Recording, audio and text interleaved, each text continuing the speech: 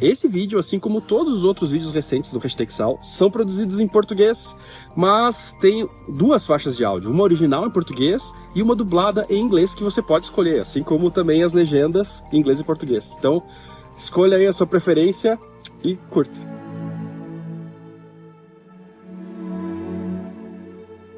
Em um mundo que parece nos jogar para a zona de conforto de um sofá, com ar-condicionado e um belo feed de rede social que só falta rolar sozinho para você não ter o trabalho de escolher o que vai assistir, há aqueles que desafiam as poucas chances que o mundo deu. Desafiam a falta de liberdade, a pobreza, a guerra, o desafio de encarar um país com uma língua que você não entendia uma palavra, e com isso se arriscaram para realizar grandes sonhos. Esse é o segundo episódio de uma entrevista com Aleixo Belov, que nasceu na Ucrânia e fugiu ainda criança durante a Segunda Guerra Mundial para o Brasil, onde se naturalizou e foi o primeiro a dar a volta ao mundo sozinho, velejando, partindo do Brasil. E hoje, aos 82 anos, sai para fazer a sua sexta volta ao mundo, na rota mais difícil e arriscada que existe. Saímos de Salvador com a intenção de chegar no Alasca. Demorou 6 meses e meio, mas chegamos. Isso é que é importante. E agora estamos aqui, no mar coberto de gelo e com a geleira ali parindo pequenos pedaços de gelo sem parar.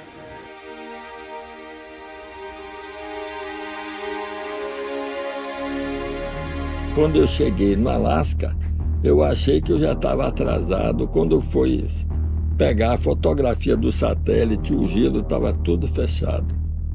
E aí eu passei 35 dias no Alasca esperando o gelo abrir. E o que é que a tripulação fez nesse período? Ia para os bares e ficava até 3 horas da manhã tomando cachaça. Pô. Aí, rapaz, eu me desentendi um pouco com a tripulação. Época da Covid, tinha pandemia ainda acabando. Isso, eu saí daqui vacinado de Covid, com medo de pegar Covid. Rapaz, esse pessoal indo para o bar, ficando até 3 horas, se misturando com o pessoal. Eu digo, se pegar Covid, passa para todo mundo e acabou a viagem. Mas eu dei sorte. Rapaz, eu dei tanta sorte que quanto mais sorte eu dou na vida, mais medo eu tenho de navegar de novo, achando que eu já gastei a sorte toda. Então eu fiquei com medo retado. Aí depois de 35 dias o gelo começou a abrir. Aí eu saí de Nome do Alasca, passei pelo Estreito de Bering. O Estreito de Bering são 40 milhas, eu passei pelo meio. Eu enxergava o Alasca, que é Estados Unidos, já foi Rússia. Os russos, besta, venderam o Alasca para o americano. E eu vi a Sibéria do outro lado. Eu vi a Sibéria de um lado e o Alasca do outro. E eu passei, fui para o norte. Chegou adiante, o gelo que estava abrindo fechou de novo. Eu tive que passar mais 10 dias. Às vezes eu encostava no iceberg e pegava a âncora, cavava um buraco no iceberg, encaixava a âncora para ficar derivando, porque não dá para arriar a âncora, porque o lugar é fundo demais, o lugar que eu estava. Como é que ia arriar a âncora em 200 metros de profundidade, entendeu? E aí esperando, nesses 10 dias que eu fiquei esperando, pela segunda vez o gelo abrir, rapaz, eu esquentei a cabeça, pensei, será que eu não botei o chapéu onde a mão não alcança? Será que eu vou me lenhar? Ainda vou lenhar com a tripulação toda que viaja comigo? O que é que vai acontecer? Rapaz, esquentei a cabeça. Será que não é melhor voltar? E aí os 10 dias passaram, e aí começou a abrir de novo. Aí eu fui seguindo. Aí fui por um lado, encontrei gelo, voltei, fui pelo outro, fui procurando o caminho, fui empurrando, avantando e terminei passando. Foi ótimo. Eu mesmo não sei por que aos 79 anos eu não fiquei em casa descansando. Alguma coisa me tange, me obriga a ficar nessa busca incessante. Eu não tenho paz, tenho que navegar. E aí eu saio, largo tudo, trabalho, família, minha casa, o conforto.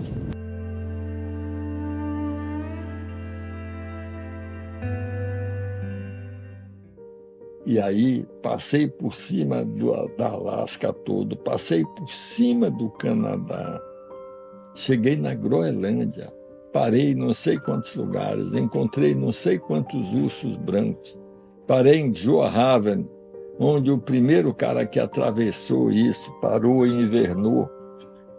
invernou 2 anos lá para aprender a viver como os nativos, a comer carne crua e assim por diante.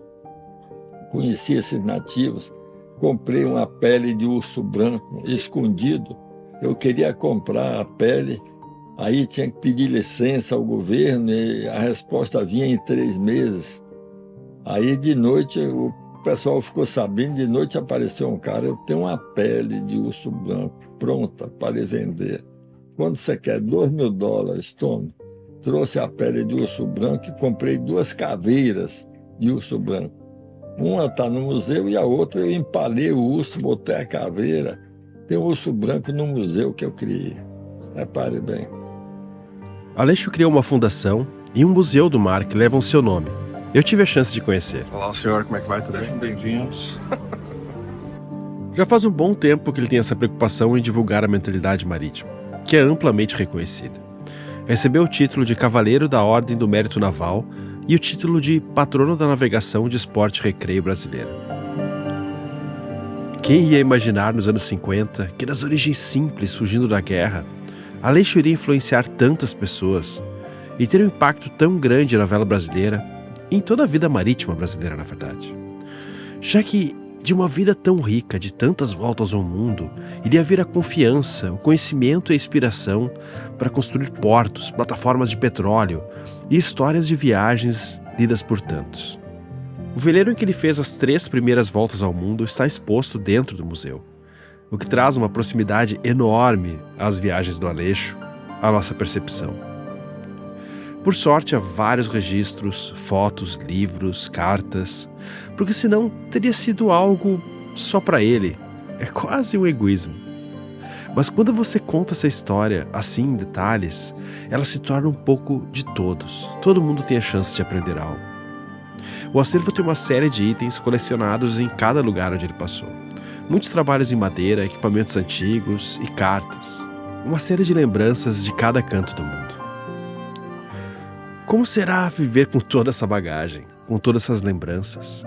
Deve ser enriquecedor ter tanto dentro do peito, da mente, pelo menos para quem consegue dar significado a tudo isso. Já seria incrível do ponto de vista pessoal, mas quando compartilhado, é ainda mais importante, mais único. Não foi fácil. Aí eu fui, atravessei por cima do Canadá, aqueles canais todos cheios de gelo, procurando passagem, com medo retado de pegar um temporal grande. Eu só peguei um temporal grande, meu Deus, eu estava ancorado em frente a um porto. Mas eu não pude entrar no porto, que estava cheio, não tinha vaga, parei lá de fora. O vento soprou tanto, eu tenho uma âncora muito boa, eu para fazer essa viagem comprei uma âncora Rockna de 150 quilos, é mole, com a corrente pesadíssima. Essa âncora aguentou pegar esse vento todo, mas depois eu levei meia hora para poder arrancar a âncora ela afundou no terreno com esforço, que resultado só peguei esse. Quando eu saí, aí fui parar na Groenlândia, entendeu? Aí fui descendo, aí passou uma outra formação parecendo com um ciclone. Eu parei de novo, deixei passar, e aí desci e fui embora, fui para os Açores, para Horta, para onde eu vou agora subindo. E de Horta vim para Salvador e terminei a passagem noroeste. Rapaz, a Marinha me deu o diploma de ter sido o primeiro barco brasileiro a ter feito a passagem noroeste. Rapaz, eu terminei. Foi o primeiro a dar 5 voltas, foi o primeiro a dar uma volta ao mundo em solitário, agora o primeiro a dar... Rapaz, eu não sei, dizem que eu sou o maior navegador brasileiro. A Marinha que diz isso, não sei se eles têm razão, se não... Às vezes alguém fez essas viagens muito mais do que eu, em silêncio, não contou para ninguém. Eu poderia muito bem ficar em casa, sentado na poltrona, navegando na internet, aí eu veria os esquimós, os gelos, os ursos brancos, tudo. Não precisava fazer essa viagem complicada. Acontece que eu não aceito viajar só com a cabeça. Eu resolvi trazer o corpo. Mesmo esse corpo cansado, eu resolvi trazer ele para essa viagem. Eu quero estar aqui com a cabeça e com o corpo. Velejando, viajando, vamos ver no que vai dar. Depois de 5 voltas ao mundo, idas à Antártica e a travessia pelo Noroeste, a frase "quanto mais sorte eu dou, mais medo eu tenho" parece paradoxal, mas, na verdade, eu consigo entender ela perfeitamente. E eu acho que ela nos dá a oportunidade de entender uma coisa importante. Medo não é fraqueza, é a sombra da consciência. É importante na vida saber que a coragem não é não ter medo. Quem não tem medo é temerário. Coragem é outra coisa. É ter medo e encarar ele de frente, medir as circunstâncias e se os cálculos mostrarem que vale a pena, seguir mesmo assim, de mãos dadas e em paz com o medo. Mas agora, mais uma vez, eu estou saindo para ver. Eu não tenho garantia nenhuma. Eu tenho 82 anos, saúde de um cara de 82 anos não tem nenhuma garantia. A maioria, 90% dos meus amigos de infância, meus colegas de ginásio, de colégio, todos já morreram, rapaz. E eu estou vivo, teimando, ainda resolvendo viajar. Que coisa, mas fazer o quê? Estou me preparando para sair. E essa viagem que eu quero fazer, eu vou daqui, eu vou pelo Atlântico agora. Eu subo para as Açores, onde eu passei na volta da Groenlândia. E de lá eu vou entre a Islândia e a Noruega. Eu vou passar beirando a Noruega, mas não pretendo parar na Noruega. Quando acaba a Noruega, começa a Sibéria. Aí eu pretendo parar em Murmansk, que já foi bombardeado umas 3 vezes aí por causa dessa guerra. É tanta burocracia, é tanta coisa. E aí, essa viagem eu vou fazer de marinheiros russos e brasileiros. Eles vão resolver a burocracia para mim lá por cima, entendeu? E assim por diante. As previsões de gelo, isso e aquilo. A gente pretende conseguir passar pela Sibéria toda. A diferença é que a Sibéria é mais comprida do que o Canadá. Sim, até Kamchatka, acho que é aquela... É enorme. Vou chegar em Kamchatka. Para o seguinte... Passar por cima do Canadá foi difícil, mas a Sibéria é mais comprida ainda. E é mais fechado o gelo? É mais fechado. Ele só abre lá 3, 4 semanas. E tem quebra-gelo que abre... Mas para barco veleiro não serve. Você não pode seguir o quebra-gelo, que o gelo fecha e ele lenha. E você... Bom, todo mundo que faz essas viagens, por menor, não precisa ser nem se volta ao mundo, mas travessias e tal... A gente sempre relata e reclama do desconforto, das tempestades, né? Mas quem gosta sempre volta e faz de novo. Por quê? Aqui não se toma banho de água doce, só no porto. Não Sim. pode tomar banho, só toma banho de água salgada. Você toma banho de água salgada, você se enxuga, fica quase sem sal. O pouquinho de sal que tem é bom que conserva. Você está entendendo? Não tem tudo, você come o que tem, entendeu? É tudo restrito, você trabalha de dia e de noite, tira turno de dia e tira turno de noite. Quando tem temporal, dormir é muito difícil e assim por diante. É tanta coisa, mas mesmo assim, está cheio de gente querendo. Hoje um biólogo marinho que fez curso nos Estados Unidos queria viajar comigo. A semana passada tinha um médico, Colavô, que é médico de coluna, ele disse: eu quero ser o médico de barco, me arranja uma vaga. Não tem mais vaga para ninguém. Não tem vaga. Está lotadíssimo. Só se alguém desistir lá na frente, quem sabe, e assim por diante. Um bem ao mar, a viagem, a amizade, a saúde, a beleza da natureza. Tomar banho de água salgada.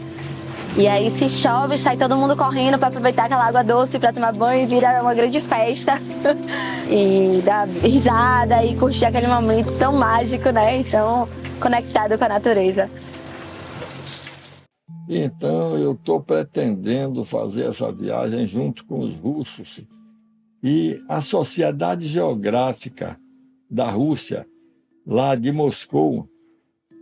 Você sabe quem é o presidente do Conselho da Sociedade Geográfica da Rússia? Sabe quem é?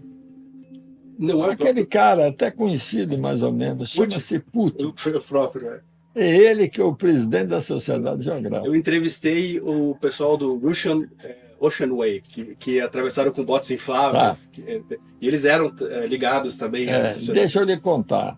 Eu vou sair no dia 12. No dia 11, lá na Fundação Aleixo Belov, no Santo Antônio, eu estou cedendo uma sala da Fundação para a Sociedade Geográfica da Rússia. O pessoal vem de Moscou no dia 11, na véspera da minha saída, e vão inaugurar a salinha pequena para a Sociedade Geográfica da Rússia.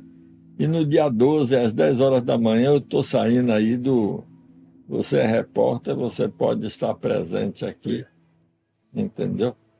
Então, é isso, não tenho mais nada para dizer que tem dia que eu estou animadíssimo, tem dia que eu acho que eu não tenho juízo, eu com essa idade resolver fazer essas viagens, que eu não tenho juízo, eu não sei o que eu estou fazendo. E eu não tenho certeza que eu vou voltar com vida. Aliás, eu sempre, quando saio, eu nunca sei que eu vou voltar com vida, porque o cara, para morrer, pode morrer todo dia. E o cara com 82 anos, a chance de morrer aumenta muito. À medida que vai aumentando a idade, a chance de morrer e não terminar a viagem é tanta burocracia, é guerra, é dificuldade, é gelo, é idade, é saúde, é dificuldade. Mas eu vou assim mesmo, porque eu não tenho nada melhor para fazer. Me arranjo outro negócio para fazer. Mas você está com 82 anos, mas vivendo, né? Não só sobrevivendo, está com planos e fazendo coisas incríveis. Estou tentando fazer. Vamos ver o que é que vai dar. Independente se der certo ou não, você está fazendo. Isso que eu acho que dá uma vida, energia, assim. Eu estou tentando. O que vai acontecer só Deus sabe. Tá certo? 82 anos e sonhando. Até que idade se pode velejar? Alguns me perguntam aqui no canal. Eu não sei. E para quem nasceu em um porão na Ucrânia invadida, nada é garantido. Mas também tudo é possível. Até mesmo fazer 6 voltas ao mundo e se tornar cavaleiro da marinha de um outro país que provavelmente nem tinha ouvido falar na sua infância. Mas para isso tem que acreditar no sonho. Pode dar errado? Pode dar muito errado. Mas se você nem for atrás, é certo que vai dar errado. Então, para vocês, se por acaso vocês assistem esse meu depoimento, eu mando um grande abraço para vocês. Dizer, venham visitar o Museu do Mar Aleixo Belov no Santo Antônio, aqui em Salvador, que você vai ver como lá mostra tudo, como eu nasci, como eu cresci, como a Baía de Todos os Santos me transformou no marinheiro que eu sou, e o que eu aprendi pelo mundo, por onde eu passei, o que eu fiz. Eu escrevi 10 livros sobre as viagens. O museu vende todos os livros. Se você é jovem, se você sonha em fazer alguma coisa no mar, venha, leia os livros, olhe o museu, sonhe, e quem sabe um dia acontece com você como comigo. Aconteceu que eu passei a ter uma meta na vida. A meta era fazer a volta ao mundo. E deu certo. Entendeu? Isso não quer dizer que todo mundo tem que dar a volta ao mundo, não. Cada pessoa encontra o seu caminho. Mas se alguém tiver com essa vontade, o museu vai ser muito útil. Visitar o museu, ler os livros, eu conto tudo o que aconteceu comigo. Teve uma volta ao mundo dessa que eu escrevi 16 cadernos de 200 páginas. Claro, minha letra está grande, que minha vista vai ficando cansada, e preenchi 16 cadernos de 200 páginas. Quando eu chego em Salvador, eu vou relendo esses cadernos e criando o livro, entendeu? Porque senão você esquece, você tem que anotar no ato. Quando você tem uma crise, surge uma coisa na sua cabeça, uma ideia, você vai lá, anota. E assim por diante. Então, se vocês assistiram esse vídeo, eu estou mandando um grande abraço para vocês. Não sei se nos veremos um dia, porque já estou velhinho, não sei nem se volto com vida, se consigo fazer essa viagem, mas pretendo, no dia 12 de abril de 2025, esse ano, daqui tem menos de um mês, falta menos de um mês para eu sair, eu pretendo sair navegando. Vamos ver se dá certo. Obrigado. Pelo menos se depender da torcida, vai ter muita gente aqui no Brasil que vai estar com você. Obrigado. E você é baiano, você sabe que a Bahia é forte na torcida. Vamos torcer. A história do Aleixo mostra que a vida pode ser muito mais do que sobreviver. Ela invariavelmente vai ter esforço, cansaço, tristeza, decepção. E isso tudo pode ser em vão ou trocado por coisas muito baratas, fúteis, que perdem o valor rapidamente. Ou pode ser adicionada à construção de uma vida com significado, de descobertas, e que gere uma onda positiva para outras pessoas e propósito para sua alma. Um valor que pode durar bem mais do que a sua própria existência. Eu dei voltas ao mundo num veleiro pequeno para eu treinar, para eu aprender, para eu fazer as voltas ao mundo, para realizar o meu desejo interior. Depois eu criei o veleiro escola para levar alunos. Repare bem, então eu já dei oportunidade a mais de 60 alunos para viajar. Dá uma oportunidade não só no veleiro escola para viajar, né? Eu ofereci mais de 60 vagas. Aí o que é que aconteceu? Eu criei a Fundação Aleixo Belório, onde eu dou aula de computador, aula de xadrez, aula de mestre amador, de arraiz, de capitão amador, faço um bocado de coisa. E aí eu fiquei sem ter o que fazer. E aí eu resolvi fazer a passagem Nordeste. É para essa que eu estou saindo. Tá, tudo bem. Nem eu nem você somos o Aleixo. E não sei quando haverá outro Aleixo por aí. Mas ninguém está cobrando isso da gente. É só eu e você aqui, cada um com a sua alma, com a sua história, imaginando como o legado dele pode nos inspirar a ser aquilo que gostaríamos de ser, ou mais perto disso. Não existe nada mais tranquilo pela frente. Tudo que passou foi fácil. Tudo que está pela frente é que é o difícil. O que passou, passou, meu amigo, já terminou. O difícil é o que vem na frente. Não existe nada fácil no mar. O mar é o paraíso da incerteza. Se você gosta de coisas incertas, venha para o mar que você encontra. Um abraço para vocês. É para o incerto que olhamos para tentar encontrar o que parece impossível, o que nunca foi visto ou feito. Porque tudo que é certo não traz algo de novo. É esse mesmo incerto que sossega a inquietude de uma mente que tem vontade de ser grande, que quer ir mais longe do que o esperado, baseado do ponto de vista onde partiu. Se você quer ir além do que todos esperam de você, se você não cabe na vida que tem, é em algum lugar do incerto que você precisa começar a procurar. Obviamente que não é se jogar sem medo. Você tem todos os motivos do mundo para ter medo. Ninguém nunca falou que é fácil. Mas nem o certo é fácil. Eu tenho muito respeito pelo mar.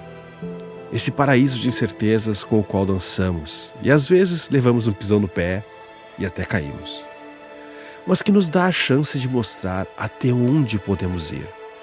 Sem outro limite que nós mesmos.